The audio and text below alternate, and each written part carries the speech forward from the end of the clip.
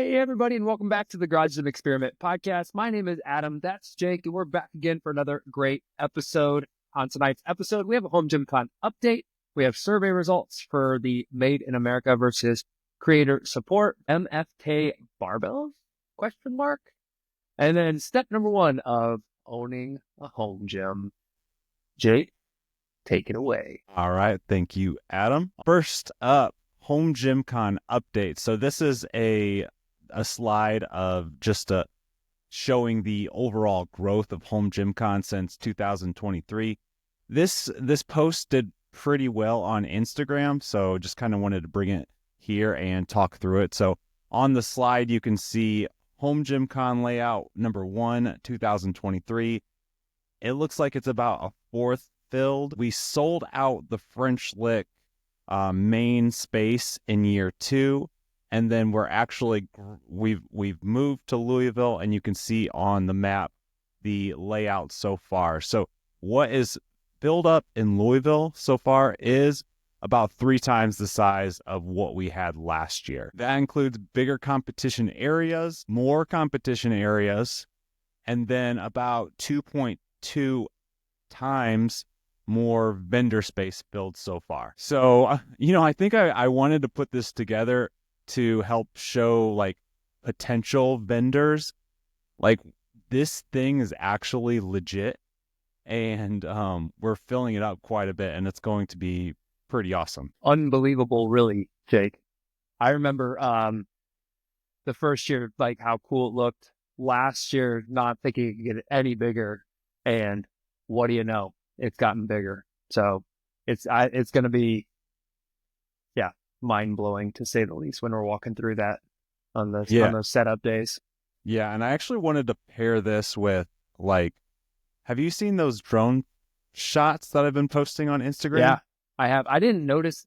No, I didn't notice the drone. I guess I forgot that I noticed the drone. But yeah, the flyovers of last year's. I noticed it, but I didn't know they were actually getting good stuff. Was that the media team that was doing that? Yeah, it was one of the people that we hired, yeah. Right. So yeah, just thinking about, if you look at those drones, it it gives you an idea of like what we had last year, and knowing that we're already about 3 times that going into next year so far. All right, moving on to some survey results. So first one, when buying gym equipment, how important was it that it was made in your country? So keep in mind, about 80-90% of people answering these questions are in the U.S. But the results, nevertheless, were about 8.5% voted almost essential, 32% voted important, 37% voted not important, and then about 22% voted neutral. So we did see more important and almost essential votes than not important. And then just looking at how it has trended over time. So in general, we haven't seen a massive amount of movement. It's been steady changes year over year. But the overall interest has gone down since November of 2021 up until this most recent time. So this most recent time, if you're looking at the chart, you can see that the almost essential votes nearly doubled to 8.5%, as I just mentioned. And then also the important votes are up from 25.5% to 32%. So while I wouldn't say like it's changed drastically, the movement did at least catch my eye, and I think it's something to just keep in mind. It seems like it might be a little bit higher on people's radar, just considering the election happening. Maybe people are a little more thinking about their country. I'm not sure. And then you saw on the last slide, we have like 5-6 years of data. This is the second year where we've actually asked, when buying gym equipment, how important is it that the product was made by the original creator/inventor? So for here, the results were about 5.1% almost essential, 34.7% important, 44% not important, and then about 16% are neutral. If you did some quick math, you'll see that the not important votes outweighed the almost essential and important votes combined. So different than what we just saw with the made in country data. And as far as comparisons to last year, I would say the results are very similar, but they're down in terms of support for this one year over year. Then if you put the creator data versus the made in country importance data next to each other, you can see that the made in your country data received a little bit more support or backing. For example, with the almost essential votes, 8.5% to about 5%. We saw a little bit more important votes for creator/inventor, but the not important votes were 44% compared to 37%, with more going to the more not important votes going to the creator/inventor. And then lastly, in terms of made in country question, we asked, do you typically look to see what country your equipment was made in before purchasing? 45% said yes. That is up 38% from 2024. So still not an incredibly high number, but up significantly. So that's the Made in America data we've got. And well, I should say made in country, but most people answering these questions, it's clearly a Made in America question. Any thoughts, Adam? No, not really. I have my take on, how I feel about the matter. I like to see it, but if it's a significant price increase, sometimes that's the biggest deterrent. So if I could make it, all made in America, for the products I'm looking for, and it's not like a huge price gap, I try to make that happen. But sometimes I just need the equipment in my gym. And so budget kind of makes the final determination. Yeah, I think that's pretty much what most people think. Also, like sometimes the products can be better. So it's hard to say, like, I'm going to buy something. I'm always going to buy something America, when one, like, there could be better options, could be way better prices, and then there also could just be like literally no options, or very little options. So I don't know. I think it's interesting that the data did sway a little bit this time, but I think that most people are mostly concerned about overall value. We also did some recent surveys about like what people like to see and like what they like to see in terms of like marketing and just the company values in general. So I think this is just a piece of it, whereas like there's so many other factors that play into it. All right, next up, what is your take on pre-orders for top home gym products? So the potential answers here were, I'm cool with it and understand why. It's a terrible way to do it. And then neutral. So neutral and I am cool with it and understand why were both tied with just under 37% of the votes. And then 26% said it's a terrible way to do it. That confuses me a bit. What's your take on that? Just seeing like only 26% saying it's a terrible way to do it, it tells me that most people understand why it's happening.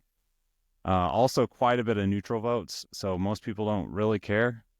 But yeah, I'd say that it's just not a huge issue for a lot of people. Well, and especially the way you phrase it, like top home gym products, not like products they're not sure about and they're testing the market with. They want to get like some orders in before they make like when you say top products, it feels like, hey, we're coming out with something. They release the information that they're coming out with it and let you buy a pre-order, like, so a lot of times at a discount. The flip side of that is, no, I'll just wait until I can get it right when I order it, and you wait. or they could not do the pre-order thing and just like lay low, stay quiet on it until it's actually done. It's the same thing, only I think people have a problem spending the money and then like not getting the product in a timely manner. But that's what you sign up for when you pre-order. Right. It's not fun. Obviously, it's not fun. I mean, in a perfect world, this isn't happening. But yeah, at least I think where people probably get frustrated is they opt not to do the pre-order. They sell out, and then when they come back to market, they're pre-order again. Right. So it's like Yeah. when, Yeah. I understand that. Yeah, I think, that's a different question though, I feel like. But yeah, I mean, I guess it's still like what could happen with pre-orders. That's a good counter argument. I'm cool with the company's decisions to do it, but it has limited my spending because it does seem like all of the top products that come out do include a pre-order, and for whatever reason, I'm just not I'm not as pumped to buy it. So I imagine that's how a lot of people are. Yeah, Yeah. I mean, it's there for a reason, but hopefully not forever. Yeah. It sells out and then they pre-order again. That's that's a good point. Right. Downside. I thought this next question was kind of a fun one. So, which premium brand do you think you'd outfit a home gym with? So, for here we put either Sorinex, Prime Fitness, Watson Gym Equipment, and Alico. And Sorinex actually nudged Prime Fitness with the win here with 38% versus 35%, Alico 24%, and then Watson Gym Equipment just under 3%. So not even close here. But I do think like all of these are clearly premium options, but they all have like different values. And it looks like the winner came out to be like the custom type equipment that you can build out. Yeah, I love the kind of tie between Prime Fitness and Sorinex, because that's a difficult battle too, especially like when you throw in like some of Prime's like machines, like their single stack column and their leg extension leg curl, and high dollar like cool machines that everyone would love to have in their home gym. But then you look at Sorinex and how they decked out, like I think of celebrity home gyms at this point when I'm thinking Sorinex, like Cam Hanes and gyms like that, where they have almost like I don't want to call it a rogue monster cave, but that's where my head goes, where it's all put together and it fits the space. So those two at the top, yeah, that'd be a tough choice. If someone said you got to pick one, yeah, I'd probably, the more I talk about Prime Fitness and their specialty machines, because that's like kind of like the way I like my gym headed these days, I might say Prime, but man, it'd be hard to say no to Sorinex. Man, it's tough. Yeah. If you had to say one, though, what would you say? Okay. Yeah. I'm gonna envision my gym real quick. I would love the Sorinex rack over anything, but man, Prime Fitness makes a great, like their Prodigy rack and stuff like that with all their built-in stuff would be awesome. I would say Sorinex for the pure fact of like they have some really cool commercial style machines. Oh man. Okay. Just to say an answer, just to be like definitive on something, I'll say Prime Fitness. Yeah. I mean, I'm struggling internally right now too. But it's hard to beat. But I said my answer, so I'm gonna stick with it. But I could change it in 10 seconds and be sure of that answer too. So if you were to ask me this when I first built a home gym, yes, yeah. I think I would go Prime Fitness too. Just like knowing. Reason? I'm thinking about the additional like pulley systems, like the lat low row, the functional trainer. Those are the ones that are putting me over the edge. But in a perfect world, if I had to do a custom rack from Sorinex, I think that would be like the dream. Oh yeah. And then everything else, I'd probably pick Prime. Yeah. But there are other companies making good custom racks too. I like that. Perfect world. Right. We'll do a Sorinex rack and then we'll deck out all our machines in Prime Fitness. Yeah. Yeah, at least for this question. I think surplus strength is right up there in terms of like making a high quality power rack too. Oh, So yeah. Dude, your rack's the best. It's yeah. awesome. Yeah. All right, this is another good question. So, which USA made cable attachments intrigue you the most? This is So great. These four are like the best. All right, go ahead. right. And then some people did DM me and was like, "Why is it got to be American made?" And just like it's just hypothetical. This is America. But this guy. Well, so the possible responses here were Prime Fitness, Mag Grips, JD Gym Equipped, and then Black Widow. Winner here was Prime Fitness, 36% of the votes. JD Gym Equipment, second place, about 24.5%. Mag Grips, third, 21%. And then Black Widow, 19%. All right, I want to hear your take on this. I'll give you mine second. Well, the question isn't if you had to choose one, but I think that can kind of be our discussion. I think all of these play, you know, us they all like would combine to be the perfect setup. If I had to choose only one of these companies to outfit my gym, I mean it would be between Prime and JD Gym Equipped. And I'd probably go with Prime. Okay. They're really functional, and you've got a few options where you can change the grip, you can change the angle, you can like really replicate a lot of like commercial gym pieces with like their rotating handles. So that's why I would go with Prime. But in a perfect world, I love all these companies and I would choose all of Well, them. yeah. So we probably have pieces from all of them hanging up on our, on our wall control right now. I'm knocking out Prime first, actually. Some of their stuff is it's not the standard stuff that I want. It's new age. It's not gimmicky at all. But it's I don't want grip stuff when I'm doing cables. I want to isolate. So I'm knocking off Prime. I'm saying pushing them to the side. I look at Black Widow and the stuff that I love that Dean does the most, and it's landmine stuff. His handles for that are amazing. I don't really think about his cable attachments. Maybe I don't have enough exposure, but for that reason, I'm knocking him off, and it's down to two for me. JD Gym Equip and Mag Grips. I love Mag Grips more than anything, but they're just for lat pull downs in my world. And so for that reason, if you say cable attachments in general, I'm going JD Gym Equipped.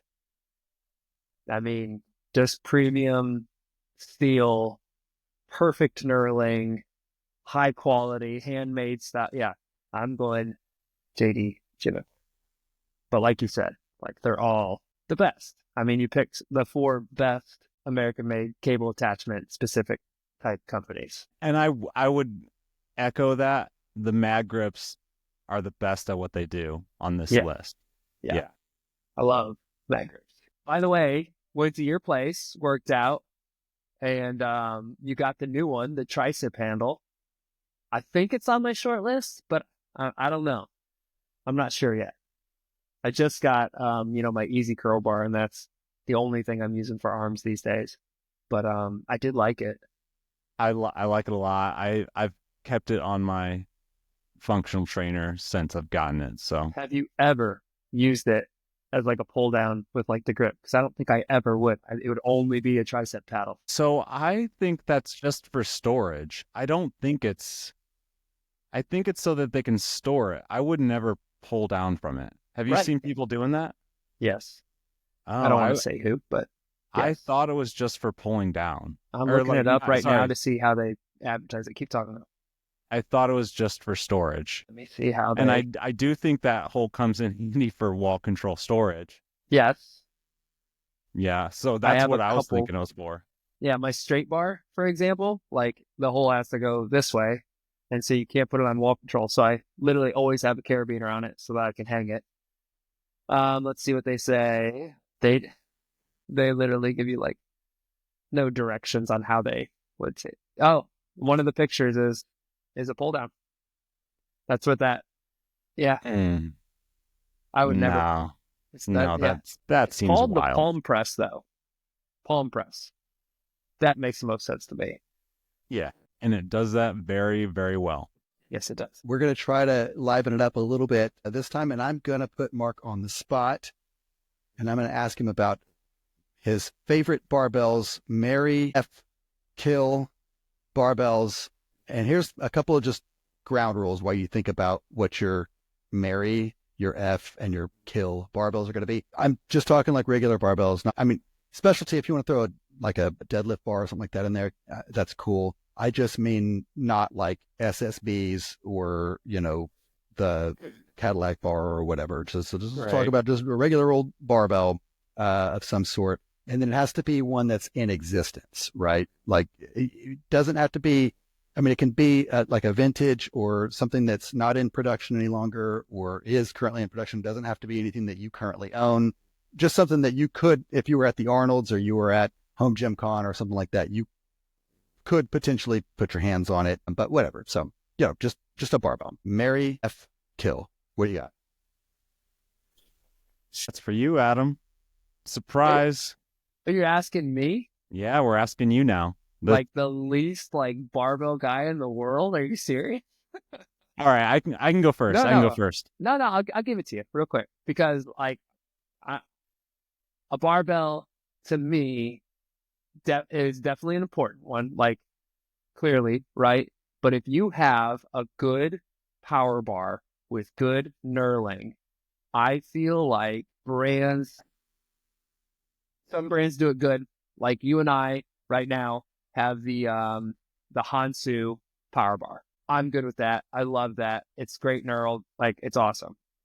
If I was going for a name, I would say the 29 millimeter Texas Power Bar. Never actually used that one specifically, but I love Texas Power Bars. So marry F kill. So you'd marry Okay. that one? Yeah, I'll marry the one that I have, the one that I use every day. I'll marry the Hansu. What is it? It's the IPF certified power bar. Okay. I'll marry that one. Daily driver. Okay. I will F the 29 millimeter Texas power bar. And kill means like just like get rid of, like what's the definition there? Just like, Didn't you hear Jason? well, yeah, I heard Jason. He had a lot of qualifiers there. It's like, I hate it. I never want to see it again. Is that Yeah, what we're just saying? something you wouldn't buy again, maybe. Okay, so I've had to use it. Is that right? No, just Okay. A chrome power bar or a chrome barbell. okay. Oh, no. Okay. A commercial gym chrome screw in the cap, no rotation bar that's on every bench press in your local commercial gym. Okay, there you Kill go. that. Yeah. All right. I'm going to marry the stainless steel Rogue Ohio power bar. Just cannot go wrong with that. I'm going to F. How about the Kabuki deadlift bar? Yeah.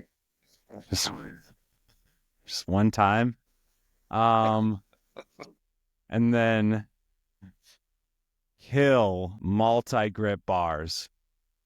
Okay. I do not a multi-grip bar. I personally a football bar, basically. No, I said that wrong. A multi-purpose bar. Multi-purpose bars, if you know what you want, are overrated. Yeah. So for most people, I think a power bar, most people aren't doing Olympic weights. Uh-huh. And if they want to be able to every once in a while, I say just like if you think you're going to do it once a week, once every few weeks, I would say get 2 bars. Get a power bar and then get a bar that has bearings. And I would just say don't do a multi-purpose bar because you can do cleans with a multi-purpose bar, but I mean, it's just better when you don't have to. So, unless you only, if you know you only want one bar for your entire life, they're fine. But I personally know that I would kill them. I have a few and I never use them. And I've had many, many, many And I've gotten rid of almost all of them because I just never use them. I like that. That's I don't even know if that's a hot take. I think that would, yeah, that's a hot take. I think that's just a veteran like home gym knowing what you're going to use answer. Yeah, multi-purpose bars are fine until you go to bench, and yeah. I mean, they're not great for deadlifting. They're not great for bench. They're really not great for squatting either because you have no center neural, or if you do, it's light. Yeah, that's pretty passive. So, yeah. All right. I hear what you're saying, and I don't think you're wrong. Thank you, Adam. All right. And finally, so I am redoing our home gym guide, Adam, and just going through step by step with data, and then also just my general opinion. And I'd like to pepper in some of these like YouTube video clips. So step number 1 of owning a home gym. First step, make sure you actually want a home gym and figure out how you are going to use it. So this is where you decide if it is going to be your main option, secondary option, or neither. So even though I am a big proponent of everybody getting a home gym, the first step I say is not to go out and buy a ton of gym equipment.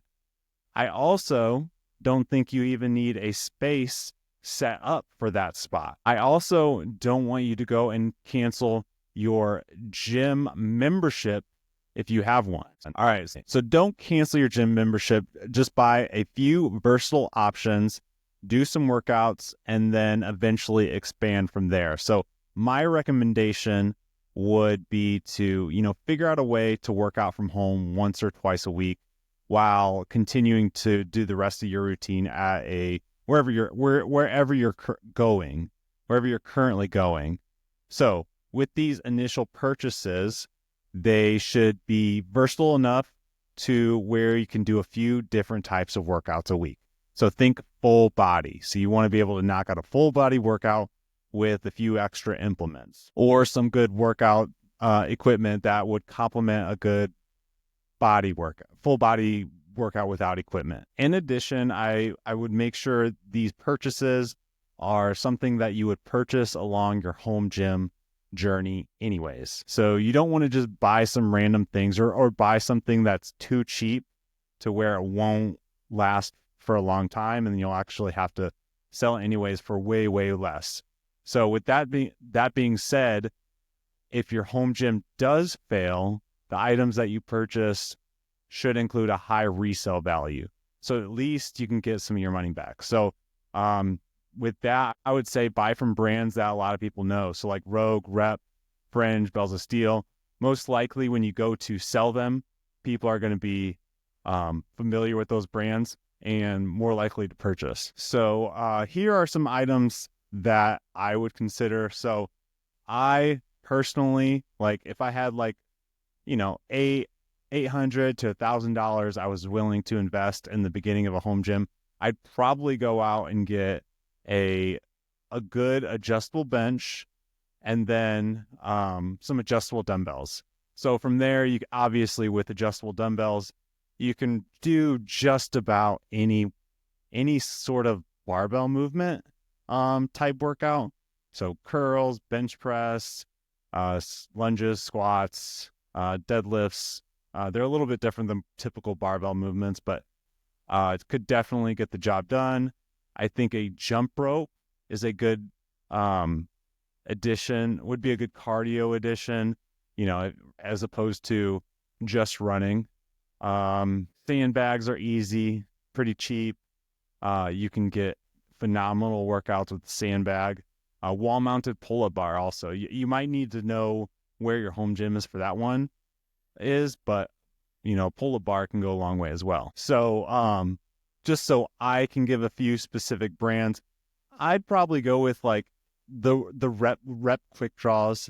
I think that would be a good first adjustable dumbbell option in addition to one of their benches. So depending on whatever you want to pay, I think a safe adjustable bench that will last forever would be something from Rep. Jump ropes, anything from Rogue, Rep, Titan, those should do the jobs. Same thing with sandbags, those brands, Freedom Strength. And then wall-mounted pull-up bar, I think Adam and I are both fans of the Titan one.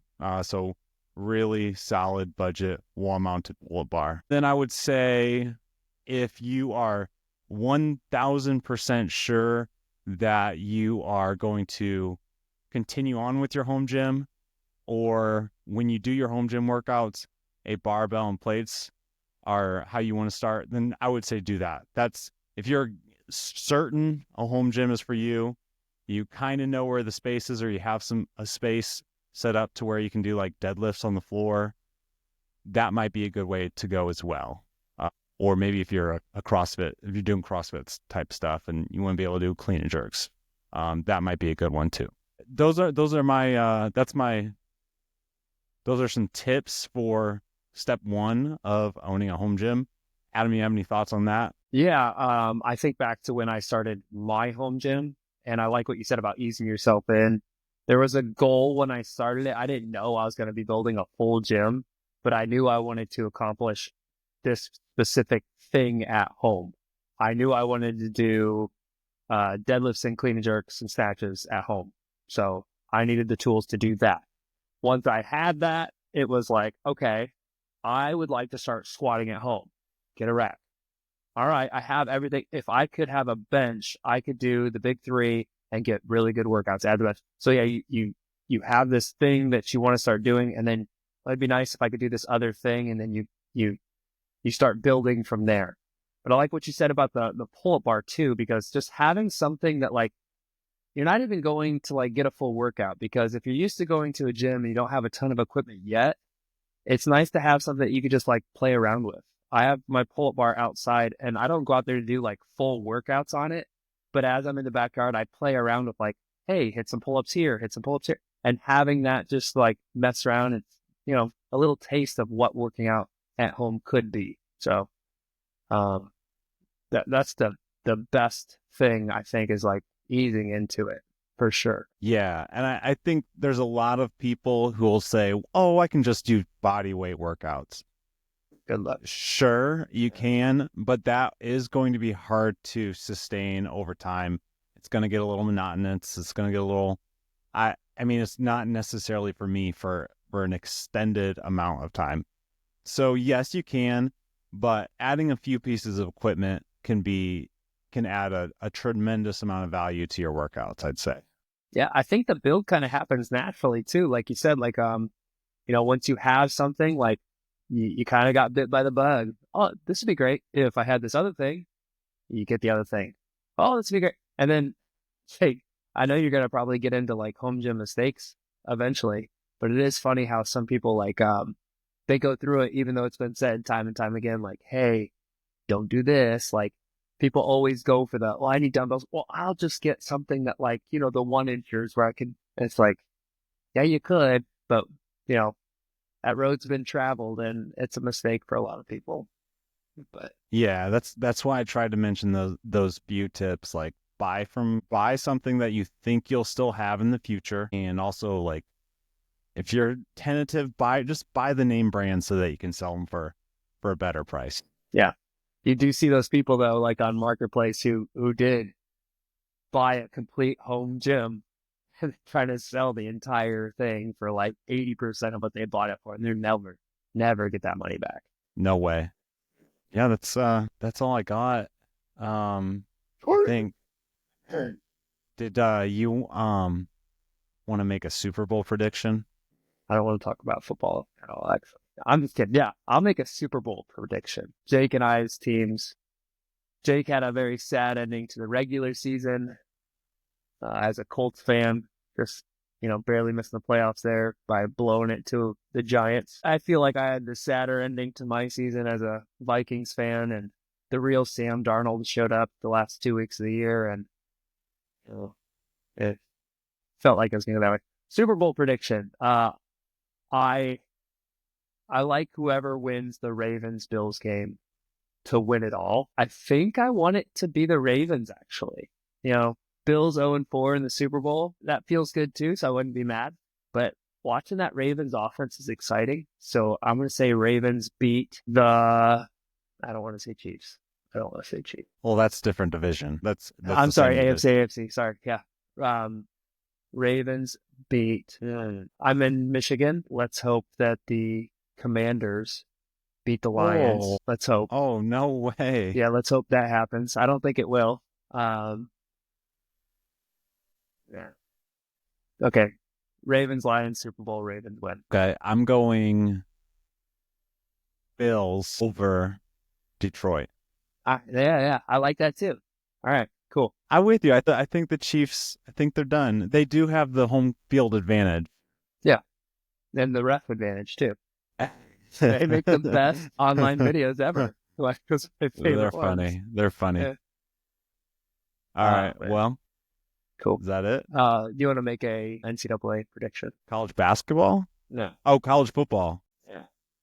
I mean, Ohio State by 28. I think Ohio State by a fair amount. Yeah. For those listeners, where Jake and I went to high school, grew up in Notre Dame land. It gets pretty shoved down your throat, I would say. Wouldn't you say, Jake? Yeah. God country Notre Dame football. So if you're from that area, I feel like you either love them or hate them. I personally hate them, but do you have strong opinions on them? I don't feel like you do. Not really. I'm more neutral. I do like Marcus Freeman. I think he's a hard coach to dislike. I know. Uh-huh. Yeah, and I hate the Lions too, but I mean, who wouldn't want MCDC as their coach? Yeah, he's a cool guy. I know. I almost picked them, but I wish every team that I hated had like Dan Hurley's as their coach. Just like easy guys to hate, you know? Right. Yeah. Well, as long as they're not like winning championships like Dan Hurley, almost makes it worse. What course? Yeah. The ego just grows. All right, Jake. That's going to do it for us. If you liked tonight's episode, be sure to keep your eye out for new episode releases wherever you listen to your podcast. And be sure to follow Neural News. Not subscribed yet? Check out the link below. Sign up for more home gym content. We've got Home Gym Con coming up in June. I can't believe it. We are 5 months out. That's insane. Feel like I remember we were 14 months out yesterday. 5 months out in June in Louisville, or Louisville, however you want to say it. We'll be down there. We want to see you down there too. Go to homegymcon.com. Follow Home Gym Con on your socials. Get your tickets. If you are an athlete in grip strength, strongman, powerlifting, or Olympic weightlifting, sign up. Come lift. Have fun. Oh, or hybrid as well. Sorry. Get out there. We want to see you competing. Get your hotels also, the Galt House. So you can get all that on homegymcon.com. Jake, anything else left for the listeners? All right, guys. Thanks for listening, and we will catch you next time. Goodbye. bye.